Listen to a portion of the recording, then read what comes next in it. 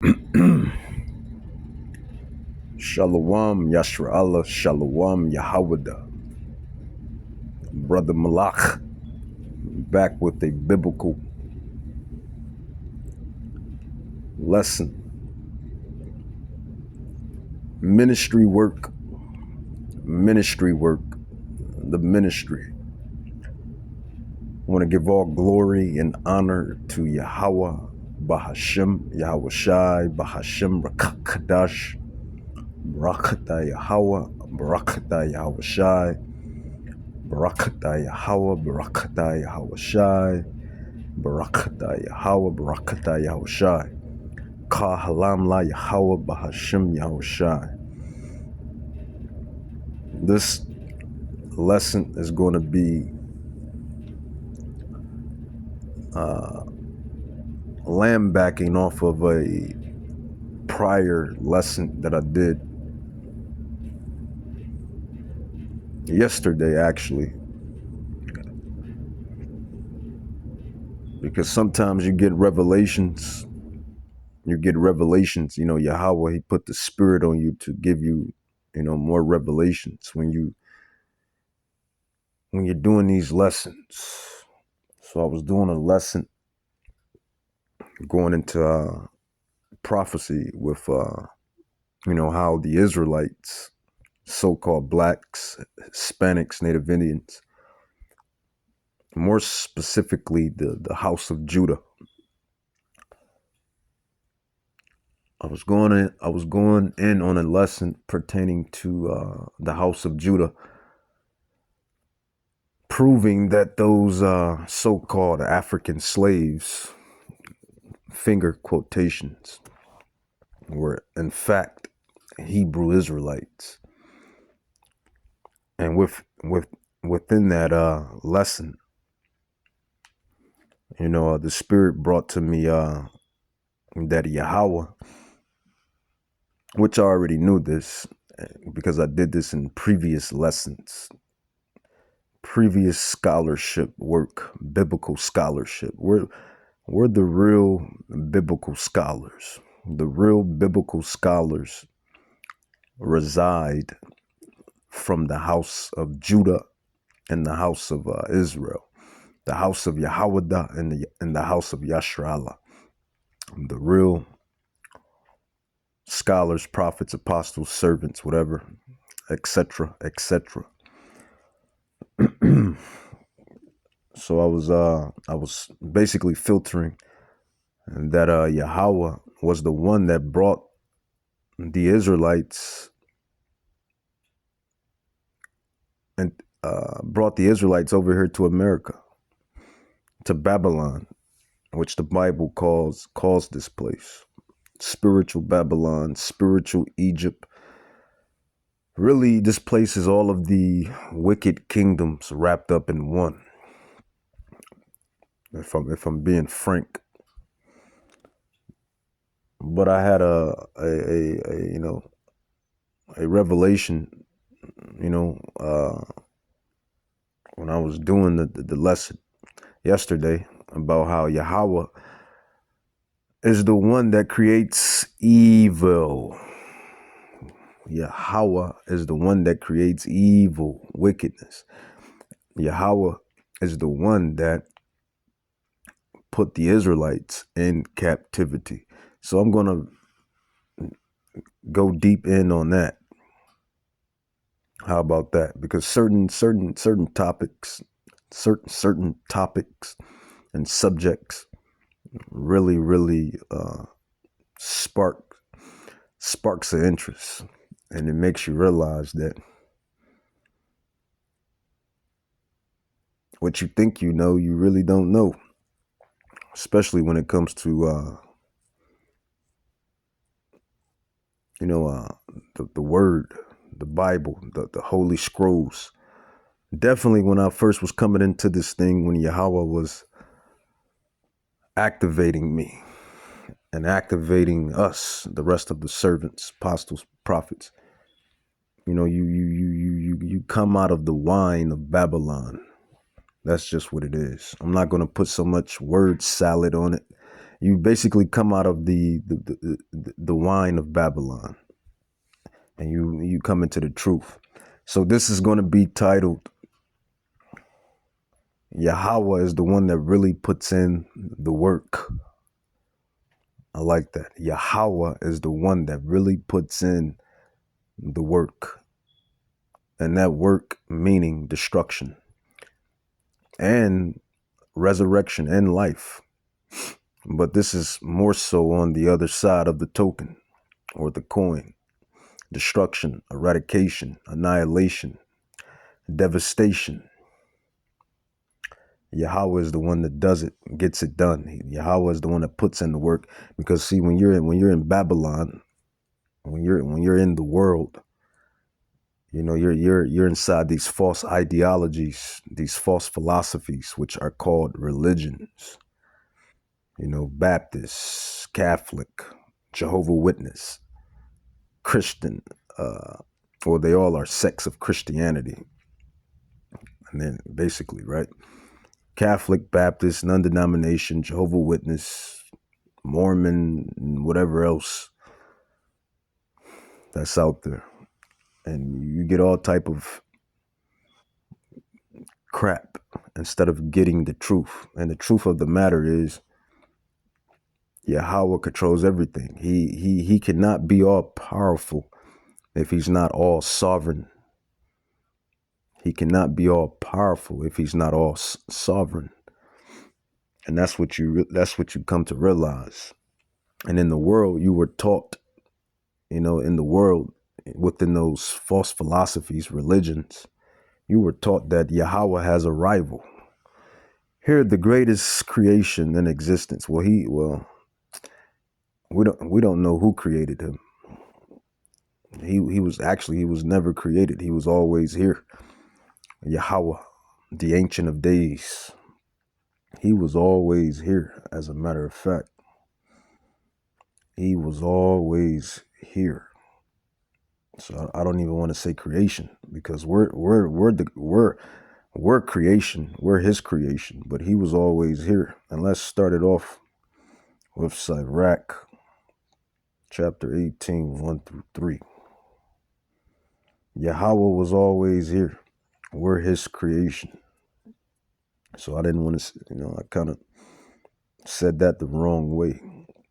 He has been here. He's the Alpha and the Omega, the beginning and the ending. That was and et cetera, just as his son has quoted that, and just as his son is as well. But Yahawah has always been. He exists. He is Yahawah. He exists. And that's something, that's hard to fathom, right? Because as creation, we're used to being created. Something created us. But Yahawah, he exists. He is. He just is. Sirach, chapter 18, 1 through 3, it says, he that lives forever created all things together. It says, God, Yahawah, only shall be justified, and he remains an invincible king forever. I like this translation. This is not even the translation I wanted, but that's not too bad. It says, who is able to declare his works? For who shall search out his glorious acts? So even starting this lesson off, before I get deep into the lesson, I'm already deep into the lesson with who created Yahawah, Think about that. Who created Yahawah? Who created who people call God? Who is his creator? Who was his mom and dad, if you will? Where is his origins? And the prophecies just told you, well, the scripture, in this case, scrolls, the holy ancient text just told you that Sirach 18, 1 and 3, he that lives forever created all things in general in the KJV. But it says together in this 1899 American edition, but we'll go ahead with it because it's not too bad. It says, God, which is Yahawah, only shall be justified, and he remains an invincible king. Beautiful. Forever. It says, who is able to declare his works? For who shall search out his glorious acts? And those that's going to search out his glorious acts are me, you, and whoever else that's occupied in prophecies. Hence, his prophets, the servants, the apostles. That's what's going to search out those glorious acts. And, basically, he has ordained us to do so anyway. When precept Jeremiah 1:5, before I formed thee in your mom's womb, I knew thee and sanctified thee. So that's just how this cookie crumbles. Amos chapter 3 verse 6. It said Amos chapter 3 verse 6. No, verse 7 actually. Then I'll jump to 6. Amos 3:7. It says, surely Yahawah will do nothing, but he reveals his secrets unto the servants, the prophets. So that's why we know the secrets, because we have to be those spirits coming back in our last lot before the final destination. So when it says in Sirach 18 verse 3, for who shall search out his glorious acts? The prophets will search out the glorious acts. Surely the Lord God will do nothing, but he reveals his secret unto the servants, the prophets. Amos 3:7. This is why we have the knowledge, top tier knowledge.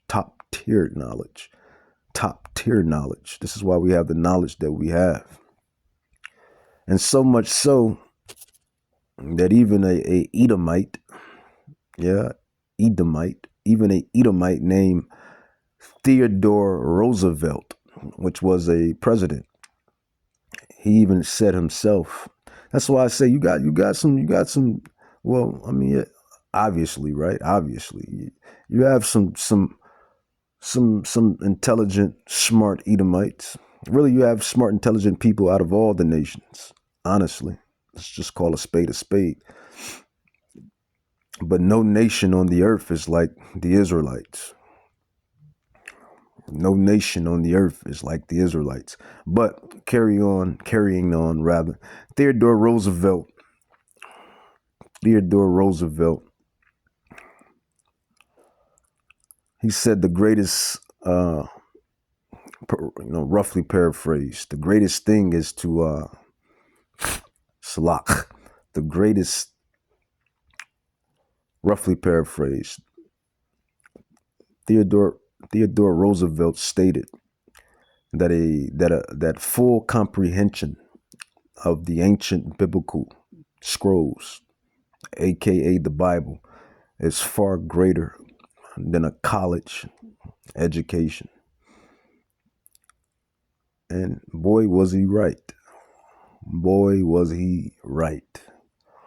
So carrying on. Let's just get back to the topic at hand. So Yahawah is the one that creates everything, really. Everything that goes on in your life, my life, their life. Everything that goes on down here, Yahawah has ordained it, created it. And that's something truly special when you think about it. The ups, the downs and the ups, the lefts, the rights and the left. Everything is ordained. And we're going to touch more on the destruction and devastation, because that's the topic I want to get into, and more so, it's very intriguing. And not only that, like I said, when you were in the world under these false philosophies, ideologies, and doctrines and religions, they made you think that who they call God, Yahawah, has a rival. They make you think that Yahawah has a rival, and he doesn't. He doesn't have a rival. He is all sovereign. He has no rivals. And like I said in past lessons, Everybody works for Yahawah. He is the Father of spirits. He is the Father of spirits. So with that being said, how can he have a rival? How can he be all sovereign if he has a rival? He's the Father of spirits. Let's grab that. He's the Father of spirits. That's in Hebrews. He's the Father of spirits. Hebrews 12:9. Furthermore, Hebrews chapter 12, verse 9. It says, furthermore, we have had fathers of our flesh. You know, your dad or your father, or any father figure in your life, which corrected us. And we gave them reverence, honor. Honor thy father. Honor thy mother. It says, shall we not much rather be in subjection? So the writer is bringing it out even more. You honor your father and you honor your mother. How much more so should you honor the great one, the greatest one, which is Yahawah Bahashem Yahushai. Hebrews 12:9, it says, furthermore, we have had fathers of our flesh, which corrected us, and we gave them reverence. Shall we not much rather be in subjection unto the Father of spirits and live? He created your mama, your daddy, and your father, and you, and your kids, and he created your whole bloodline. That's the point. Who you call God. Everything about you he created. So that's what the writer is getting at. So yeah, when you're in the world, they teach you that, Yahawah has a rival, and that rival is Hasatan, or Satan, or the devil, right? They that's what the world teaches you, that there's an ongoing battle, and which it is. Don't get it twisted. There is an ongoing battle, spiritual warfare between wickedness and righteousness. But what they don't tell you is Yahawah is the one that controls it. He's over it. He's sovereign over all of it. Hasatan and the demons, just like everybody else, they work for Yahawah. Everybody works for who you call God, or who they ignorantly call God. We all work for the Father of spirits. I just brought that out to you. I just made that plain. Hebrews 12:9. Furthermore, we have had fathers of our flesh, which corrected us, and we gave them reverence. Shall we not much rather be in subjection unto the Father of spirits? He's the Father of spirits, demons, angels, humans, animals, the earth, plants. Because we're all of his spirit. Anyway, when you conclude it, where we exist because of him, because he exists. So once you get that down packed and you understand that and comprehend that, and then it starts to open up. It starts to open up. You start to eradicate the lies and pull off the wool from your eyes. So let's get into it. Let's grab another precept, more scriptures, more scrolls. Proverbs chapter 16, verse 4 or 4. It says, the Lord, Yahawah, has made all things. Yahawah has made all things, demons, angels, humans, water, fire, bugs, microorganisms, bacteria, viruses, Leviathan, the moon, the stars, behemoth, women, men, pain, pleasures, everything you can think of in this existence, Yahawah has created. Proverbs 16:4 says, Yahawah has made all things for himself. Yeah, even the wicked for the day of evil.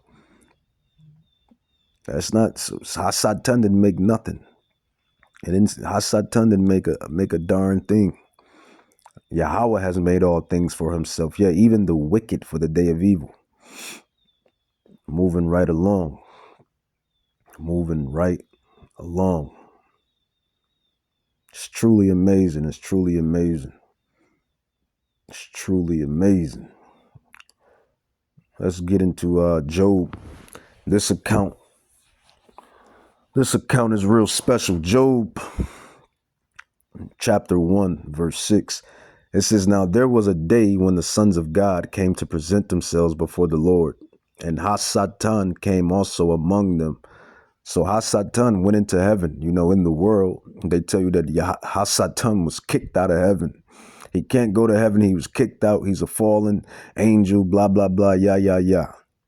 And this prophecy, just this account, life account, prophecy, however you want to slice it, dice it.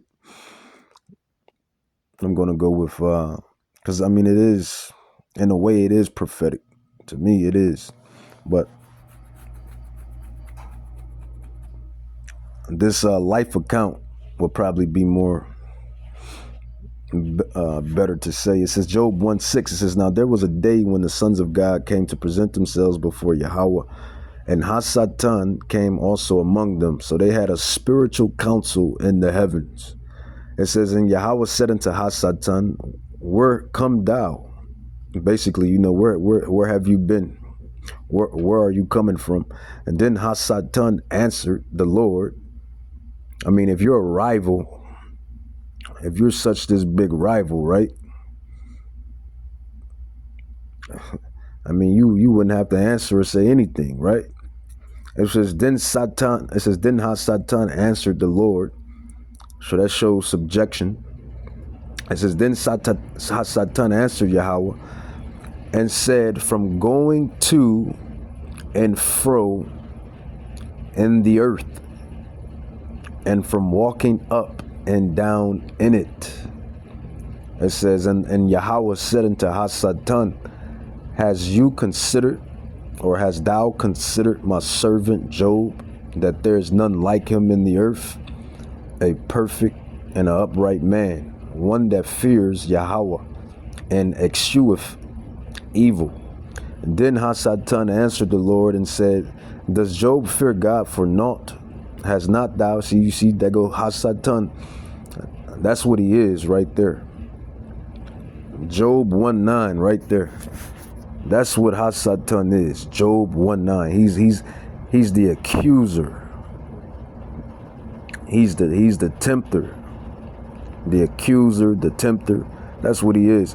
Job 1:9. It says, "Then Hasatan answered Yahawah and said, Does Job fear Yahawah for naught?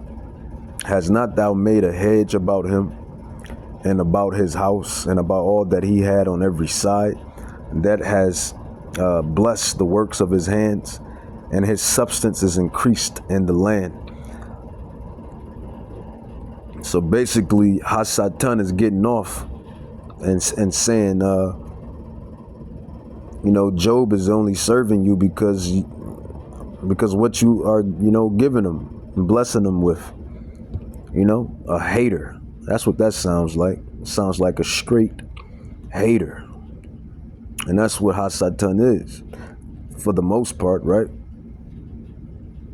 Because if you just want to just corrupt creation and just make people go off and tempt people to go off and bother, you know, tempt, instigate, you got to be a special type of hater. Job 1:11, it says, "But put forth thy hand now and touch all that he has, and he will curse thee to your face." And Yahawah said unto Hasatan, "Behold, all that he has is in your power." Here's another point to further confirm what I was saying earlier within this lesson. Hasatan is not a rival. He's a worker. He's a necessary evil, just like everything else. He has his purpose, just like everything else in his life has his purpose. It says, "And Yahawah said unto Hasatan, Behold, all that he has in thy power. Only upon himself put not forth thy hand." So Hasatan went forth from the presence of Yahawah. And there was a day when his sons and daughters were eating and drinking wine in the eldest brother's house.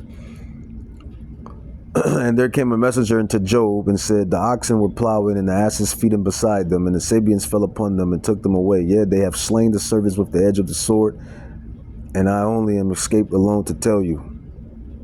So basically, you know, they basically had a bet, basically a bet on if Job was going to fall faithless or to upheld his faith and stay faithful. And when you read the story, everybody should know about the story of Job. And that's what Job did. He remained faithful. And he was rewarded double, triple. But the thing is, my whole point of bringing this account is to show you that Hasatan had to get permission. Hasatan had to get permission before vexing Job, a righteous anointed man, because you just can't touch and bother the anointed, because we're protected. We are protected. That doesn't mean we can't be tempted. Doesn't mean we can't be tempted. Doesn't mean we can't, you know, fall short of the glory. Doesn't mean we, you know, but the anointed, we are the anointed and protected by Yahawah, by Hashem Yahushai. And I thought that was just an amazing account. Every time I bring this type of topic, up. Now let's precept upon precept. Precept upon precept. I'm gonna cut it short. Part 2 coming up.